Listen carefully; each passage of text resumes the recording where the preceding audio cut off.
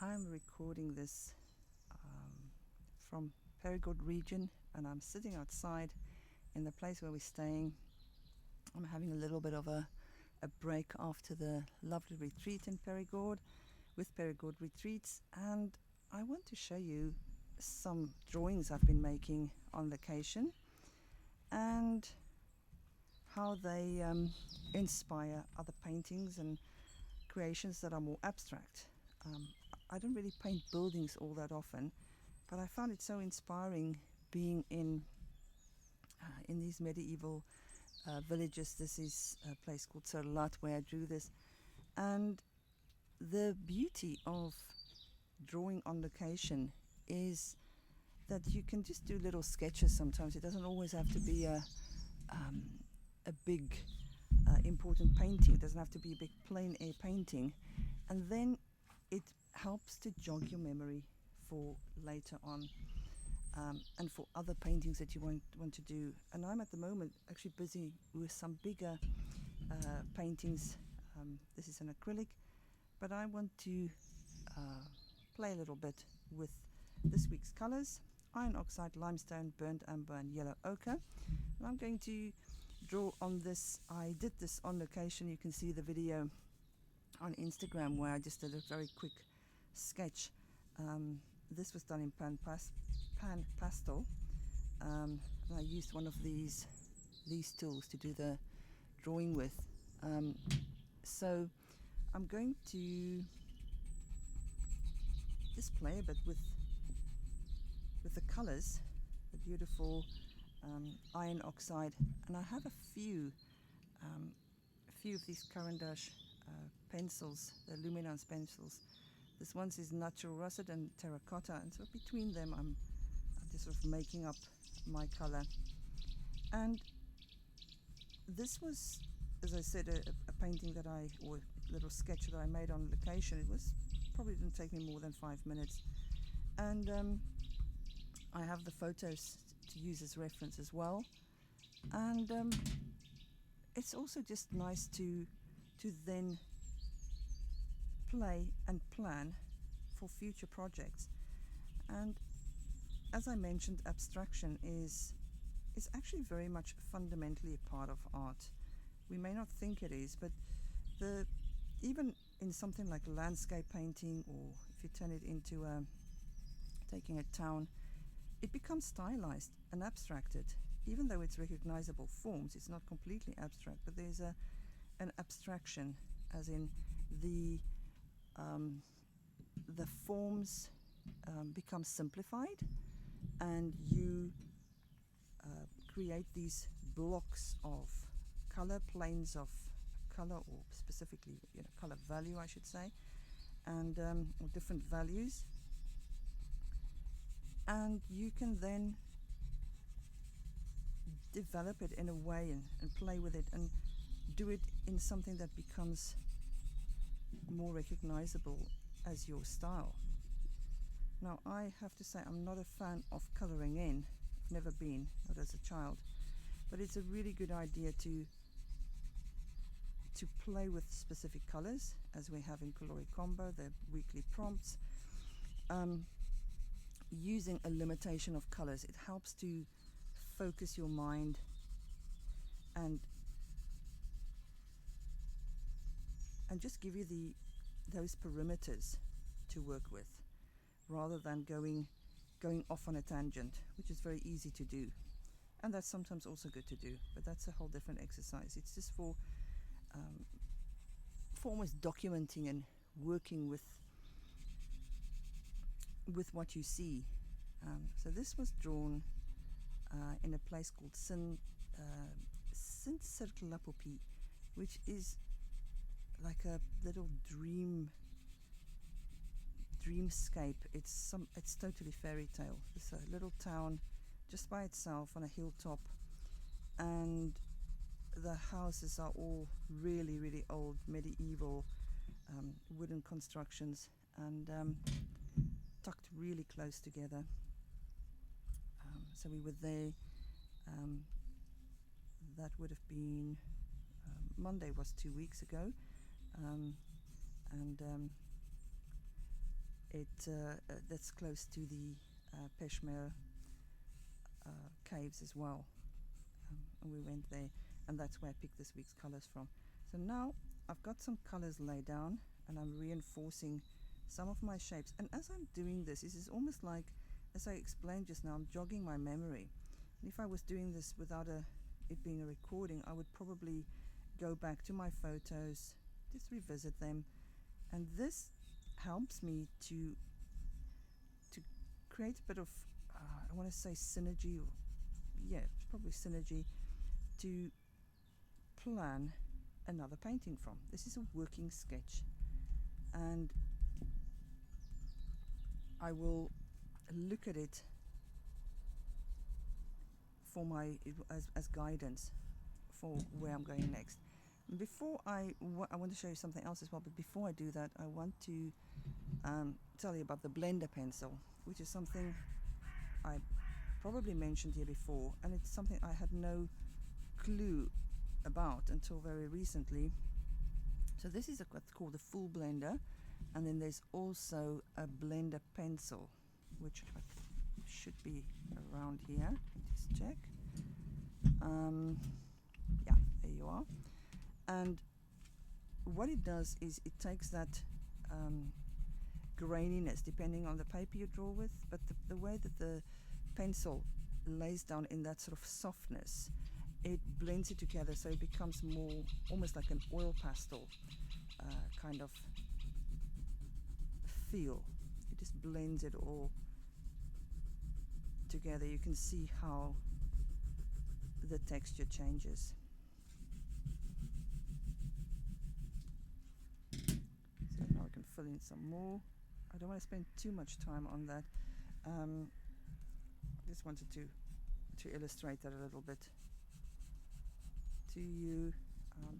This is actually a color called sepia, and while I'm talking about the pencils, I will talk about 3 pencils. Now, I'm normally I love pencils, as in I love soft pencils to draw with, I should say. And I would say, if nothing else, treat yourself and get these 3. This is a sepia, and then one is called dark indigo. You can see these are well loved and used, and then a white. And with those, I mean, there are obviously other colors as well, loads of other colors, but these are really good just for drawing. The one that says dark indigo is almost, it's almost like a Payne's grey, but more intense. And I just love it in the luminance in particular. It gives you a lovely alternative to black. It's just a softer color. So I like using that very much. The sepia is just a dark brown. I'm using that for the color indicated as burnt umber, this one. It's just a really dark brown color. And then the white is also good to use almost as a blender. It really deposits a very strong white pigment, and the pencil itself has what I would describe as almost an oily feel. It's so soft and buttery, and that creates this very smooth laying down of color. If I put it on top of you can see there how it sort of blends the blue underneath it, and if it goes on an area without a color underneath it, it will deposit as a stronger white color. It's just of all my time and testing pencils, those are the ones I would recommend. I want to show you something else as well. This was at the same time I did a contour drawing of the roofs and the building structures, and I then added some color. This was done with pan pastel. Doing it in this way. I will talk about pan pastel another time. Then I fixed it with some fixative, and now I can draw on it.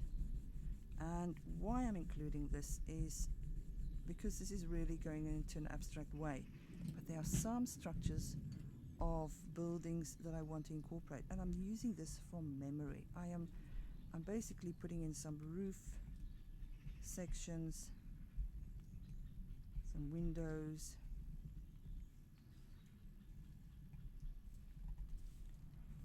and then just linking up some of the marks I've made before. So that had that brown sepia or brown russet color. I'm just going to use that as well. What this gives me is a way to utilize what I've seen, incorporate it, and turn it into something new. And I'm not even particularly fussed whether it looks like a building or a little town. I'm using the elements of the building, and I'm using that to inspire something that's more abstract.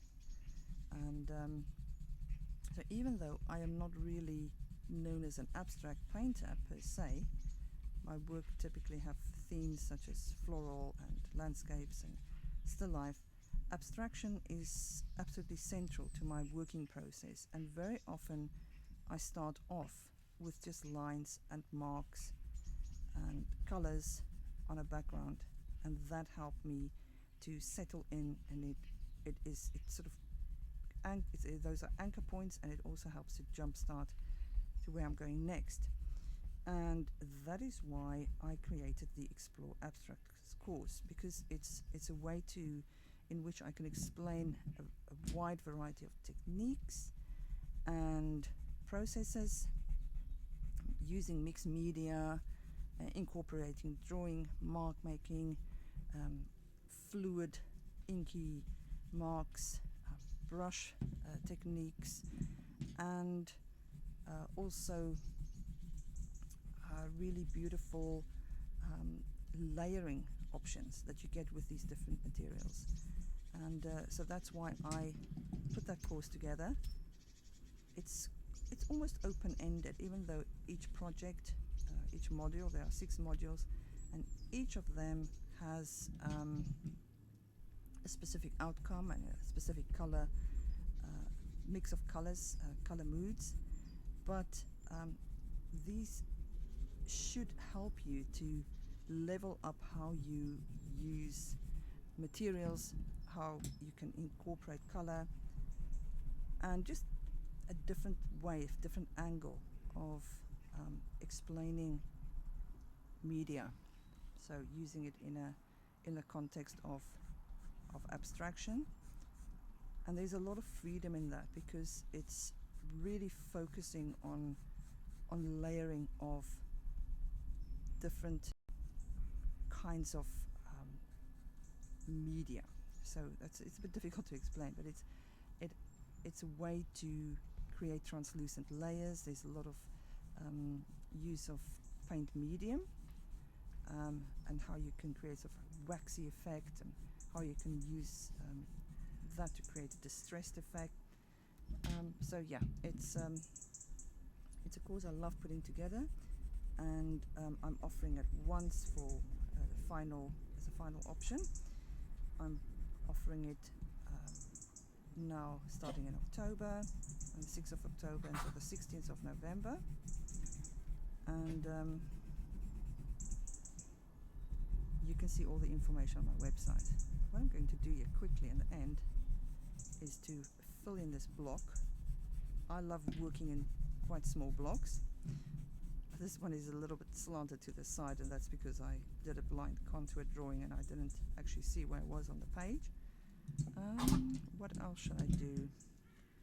I've got a coughing dog behind me, so apologies.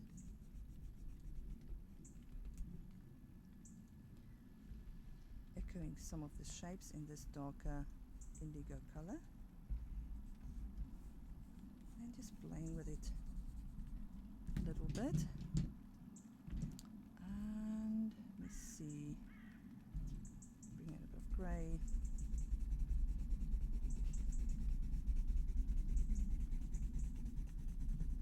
So in the abstracts course, there's a little bit of use of these pencils, but not many colors. It's really limited, and it's much more about painting. I use a new color crayons in it as well, to create like kind of a wax resistant layering that's more waxy. And let me just see where I am now with regards to my block, filling in all the white spaces. And I'll pull this off and see what I get. So this is another thing that I've embraced more in recent times in my sketchbooks, and that is to work in a smaller format, in a square, or this is not perfectly square, but in a kind of squarish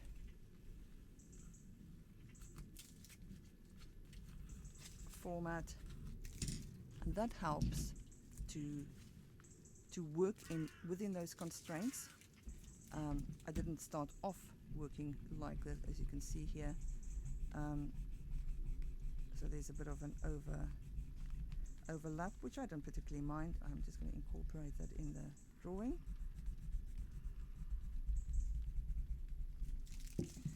And there I have something that I didn't even particularly plan to look like a townscape, but remarkably it does look like the way these buildings are put on top of one another. And that's one of the things I'm doing, and it helps me to inform my next steps. It's all about preparing for something else that's going to come. That's what the sketchbook is for. So I'll show you something else. When I was on my previous retreat, it was in Portugal, and this is one of the drawings I did. This is the first drawing, and then I created this second drawing. This was of a church building there, and you can see how it becomes more abstract and almost distorted, and very limited colors being added to it. So this was one where there were plants in the incorporated as well, almost contour drawings of plants created there. And this is very valuable in terms of inspiring future projects. Here again you can see a little block, and this was done now because I'm surrounded by trees where we are. You can probably hear the birds, and I'm surrounded by these lots of green where we are in Périgord, and I'm allowing myself to display in a very small and compact form, so the drawings aren't too taxing. It's not exhausting to create them. This one, as I said, was done in Salat, and I can go and give it the same treatment with adding color to it. I don't have to do it. This was also just on an outing. This was just sort of drawings of rooftops. And I'll show you something else, which brings me back to the abstraction. So this was laying down of marks, and this is much more one of the kind of processes we'll do in the abstract course, where you play with carbon copy paper to make marks, and you just create these free marks. And this was all done quite quickly and playfully, and I did it with music. You can see that it was actually Nancy Sinatra, and I made the note there.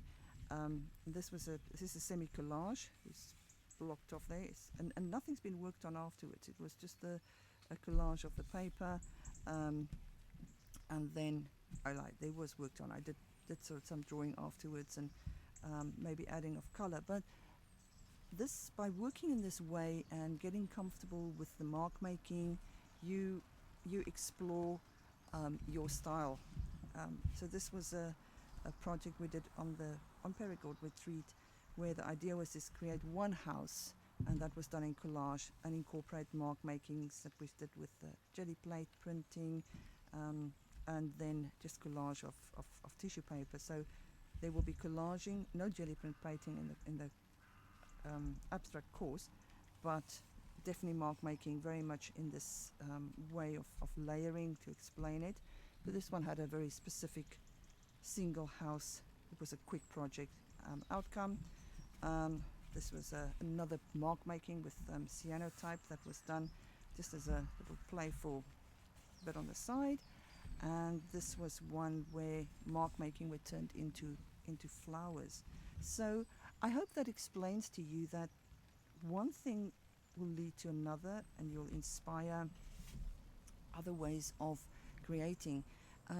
My mission very much with teaching online, or teaching courses I should say, my online courses and teaching in person, is to help people to become more creative and to feel um, more inspired by their own unique creative abilities, because we all have it. We all are. We all have abilities to be creative, and if you start simple and you work with processes and you practice, that's the big thing. Then you will become more and more confident, and you will discover your style and your way of working. So yeah, I wanted to incorporate, to show this and show how I incorporate mark making and abstraction, and how that can be used to explore all kinds of different themes, and I hope that gives you some insight. Thank you for watching. You can see all the information about Explore Abstracts 1 on my website, running from the 6th of October until the 16th of November, I should say, 6 weeks. And you'll have access to all course material until the end of 2026 or beyond if required. Okay, thanks for watching. Bye.